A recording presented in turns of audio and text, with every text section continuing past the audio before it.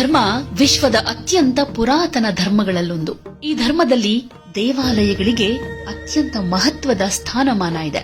ದೇವಾಲಯ ಅನ್ನೋದು ದೇವರನ್ನ ನೆನೆಸೋ ಸ್ಥಳ ಮಾತ್ರ ಅಲ್ಲ, ಧ್ಯಾನ, ಜಪ, ತಪ, ಯಜ್ಞ, ಶ್ರದ್ಧೆ ಹಾಗೆ ಸಮುದಾಯದ ಬಾಂಧವ್ಯದ ಕೇಂದ್ರ ಬಿಂದು ಕೂಡ ಹೌದು. ಪುರಾತನ ಕಾಲದಿಂದ ಶಿವಭಕ್ತರ ಪಾಲಿಗೆ ದಕ್ಷಿಣದ ಕಾಶಿಯಾಗಿ ಪ್ರಸಿದ್ಧವಾಗಿರೋ ದೇವಸ್ಥಾನ ಅಂದ್ರೆ ಅದು ಕೊಟ್ಟಿಯೂರು ದೇವಸ್ಥಾನ. ಪ್ರಾಕೃತಿಕ ಸುಂದರತೆಗೆ ತಕ್ಕ ಹಾಗೆ ಧಾರ್ಮಿಕ ಪವಿತ್ರತೆಯೇ ಈ ಕ್ಷೇತ್ರದ ದೊಡ್ಡ ಆಕರ್ಷಣೆ ಅಂತ ಹೇಳಬಹುದು. ಈ ದೇವಸ್ಥಾನದ ವಿಚಾರ ಈಗ ಯಾಕೆ ಮುನ್ನೆಲೆಗೆ ಬರ್ತಾ ಇದೆ ಅಂತಂದ್ರೆ, ಚಾಲೆಂಜಿಂಗ್ ಸ್ಟಾರ್ ದರ್ಶನ್ ಅವರು ಈ ದೇವಸ್ಥಾನಕ್ಕೆ ಭೇಟಿ ಕೊಟ್ಟು ಪೂಜೆ ಮಾಡಿ ಬಂದಿದ್ದಾರೆ ಅನ್ನೋದಕ್ಕೆ.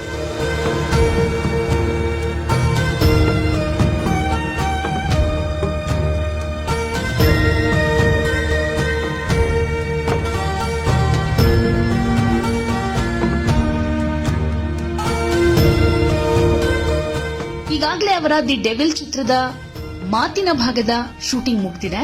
ಇದರ ಬೆನ್ನಲ್ಲೇ ದರ್ಶನ್ ಪತ್ನಿ ಸಮೇತ ಈ ಪುಣ್ಯ ಕ್ಷೇತ್ರಕ್ಕೆ ಹೋಗಿ ದೇವರ ದರ್ಶನವನ್ನ ಮಾಡಿ ಬಂದಿದ್ದಾರೆ. ಕೊಟ್ಟಿಯೂರು ಮಹಾದೇವನ ದೇವಸ್ಥಾನದಲ್ಲಿ ದಂಪತಿ ಸಮೇತ ಪೂಜೆಯಲ್ಲಿ ಭಾಗಿಯಾಗಿದ್ರು.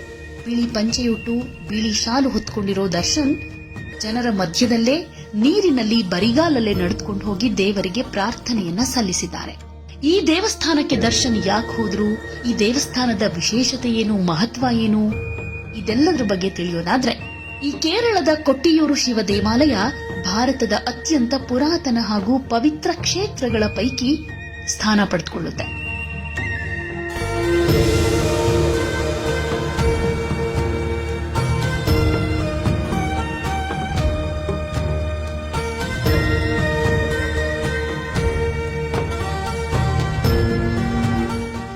ದಕ್ಷಿಣ ಕಾಶಿ ಅಂತ ಕರೆಸಿಕೊಳ್ಳೋ ಈ ದೇವಸ್ಥಾನ ವರ್ಷಕ್ಕೆ 30 ದಿನ ಮಾತ್ರ ತೆರೆದಿರೋದು. ಇದು ಶಿವ ತಪಸ್ಸು ಮಾಡಿದ ಪುಣ್ಯ ಸ್ಥಳ ಅನ್ನೋ ನಂಬಿಕೆ ಇದೆ. ಈ ದೇವಾಲಯದ ದೊಡ್ಡ ವಿಶೇಷತೆ ಅಂದ್ರೆ ಅದರ ವಾರ್ಷಿಕ ಉತ್ಸವ. ಇದನ್ನ ವೈಶಾಖ ಮಹೋತ್ಸವ ಅಂತಾನೂ ಕರೀತಾರೆ.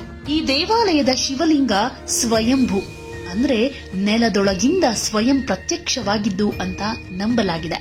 ನದಿಯ ದಡದಲ್ಲಿ ಅಕ್ಕರೆ ಕೊಟ್ಟಿಯೂರು ಮತ್ತು ಇಕ್ಕರೆ ಕೊಟ್ಟಿಯೂರು ಅನ್ನೋ 2 ದೇವಸ್ಥಾನಗಳಿದೆ. ಅಕ್ಕರೆ ಕೊಟ್ಟಿಯೂರು ಶಿವನ ದೇವಸ್ಥಾನ ವಾರ್ಷಿಕ ವೈಶಾಖ ಮಹೋತ್ಸವದ ಸಮಯದಲ್ಲಿ ವರ್ಷದಲ್ಲಿ 28 ದಿನಗಳು ಮಾತ್ರ ತೆರೆದಿರುತ್ತೆ. ಕೊಟ್ಟಿಯೂರು ದೇವಸ್ಥಾನದಲ್ಲಿ 28 ದಿನಗಳ ಕಾಲ ನಡೆಯೋ ವೈಶಾಖ ಮಹೋತ್ಸವ ದೇವರಿಗೆ ತುಪ್ಪದ ಸ್ನಾನ ಮಾಡಿಸುವ ಮೂಲಕ ಶುರುವಾಗುತ್ತೆ. ಇದನ್ನ ನೆಯ್ಯಟ್ಟಂ ಅಂತಾನೂ ಕರೀತಾರೆ.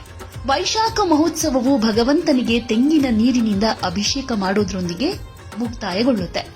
ಈ ಆಚರಣೆಯನ್ನ ಎಲೆನೀರಟ್ಟಂ ಅಂತ ಕರೀತಾರೆ.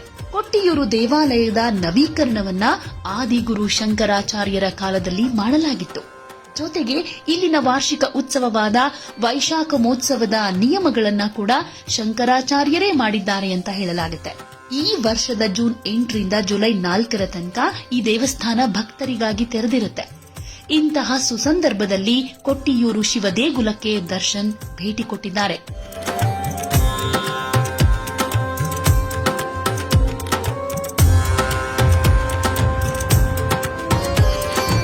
ನೀರಿನಲ್ಲಿ ನಡೆದುಕೊಂಡು ಹೋಗಿ ದೇವರ ದರ್ಶನವನ್ನ ಪಡೆದುಕೊಂಡು ವಿಶೇಷ ಪೂಜೆಯನ್ನ ಕೈಗೊಂಡಿದ್ರು. ಇನ್ನು ಜೂನ್ 30ರ ನಂತರ ಮಹಿಳಾ ಭಕ್ತಾದಿಗಳಿಗೆ ಪ್ರವೇಶವನ್ನ ನಿಷೇಧಿಸಲಾಗಿದೆ.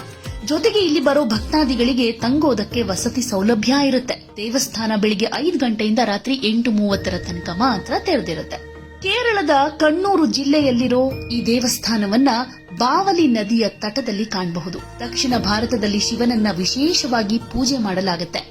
ಈ ದೇವಸ್ಥಾನದ ಪೌರಾಣಿಕ ಹಿನ್ನೆಲೆ ಬಗ್ಗೆ ಹೇಳೋದಾದ್ರೆ, ಕೊಟ್ಟಿಯೂರು ದೇವಸ್ಥಾನದ ಇತಿಹಾಸ ಮಾತಾ ಸತಿಯ ಕಥೆ ಜೊತೆ ಸಂಬಂಧ ಹೊಂದಿದೆ. ಈ ಪೌರಾಣಿಕ ಕಥೆ ಪ್ರಕಾರ ಮಾತಾ ಸತಿಯ ತಂದೆ ಪ್ರಜಾಪತಿ ದಕ್ಷ ಯಾಗವನ್ನ ಆಯೋಜನೆ ಮಾಡಿದಾಗ ಅವನು ಶಿವನನ್ನ ಯಜ್ಞಕ್ಕೆ ಕರೀಲಿಲ್ಲ. ಆ ಯಾಗವನ್ನ ಕೊಟ್ಟಿಯೂರು ದೇವಸ್ಥಾನದ ಪ್ರದೇಶದಲ್ಲೇ ಆಯೋಜಿಸಲಾಗಿತ್ತಂತೆ. ಈ ದೇವಾಲಯಕ್ಕೆ ಕೊಟ್ಟಿಯೂರು ಅನ್ನೋ ಹೆಸರು ಕತ್ತಿಯೂರ್ನಿಂದ ವಿಕಸನವಾಗಿದೆ. ಇದು ಪುರಳಿ ಮಲೆಯ ಕಟ್ಟನ್ ರಾಜವಂಶದೊಂದಿಗೆ ಸಂಬಂಧ ಹೊಂದಿದೆ. ಹಾಗೇನೆ ಮತ್ತೊಂದು ವಿಶೇಷ ಅಂದ್ರೆ ಈ ದೇವಾಲಯದ ಶಿವಲಿಂಗ ಸ್ವಯಂಭೂಲಿಂಗ ಅನ್ನೋದು. ಈಗಾಗಲೇ ವೈಶಾಖ ಮಹೋತ್ಸವ ಶುರುವಾಗಿದೆ. ಜುಲೈ 4ರ ತನಕ ನಡೆಯುತ್ತೆ. ವೈಶಾಖ ಮಹೋತ್ಸವದ ದಿನ ಶಿವಲಿಂಗಕ್ಕೆ ತುಪ್ಪದಿಂದ ಅಭಿಷೇಕ ಮಾಡಲಾಗುತ್ತೆ. ಈ ಪೂಜಾ ವಿಧಿವಿಧಾನಗಳನ್ನ ಕಣ್ತುಂಬಿಕೊಂಡು ಪ್ರಾರ್ಥನೆ ಮಾಡುವುದಕ್ಕೆ ಸಾವಿರಾರು ಸಂಖ್ಯೆಯಲ್ಲಿ ಭಕ್ತರು ಆಗಮಿಸ್ತಾ ಇದ್ದಾರೆ. ಕೊಟ್ಟಿಯೂರು ಮಹಾದೇವನ ದರ್ಶನವನ್ನ ಪಡೆದು ತಮ್ಮೆಲ್ಲ ಸಂಕಷ್ಟಗಳಿಗೆ ಪರಿಹಾರ ಸಿಗಲಿ ಅಂತ ಬೇಡ್ಕೊಳ್ಳೋದಕ್ಕೆ ಭಕ್ತರು ಇಲ್ಲಿಗೆ ಬರ್ತಿದ್ದಾರೆ. ವರ್ಷದಲ್ಲಿ ಕೇವಲ 30 ದಿನ ಮಾತ್ರ ತೆರೆದಿರೋ ಈ ದೇವಸ್ಥಾನಕ್ಕೆ ಬಂದು ತಮ್ಮ ಸಂಕಷ್ಟಗಳನ್ನ ಪರಿಹರಿಸಿಕೊಂಡು ಮಹಾದೇವನ ಕೃಪೆಗೆ ಪಾತ್ರರಾಗ್ತಿದ್ದಾರೆ.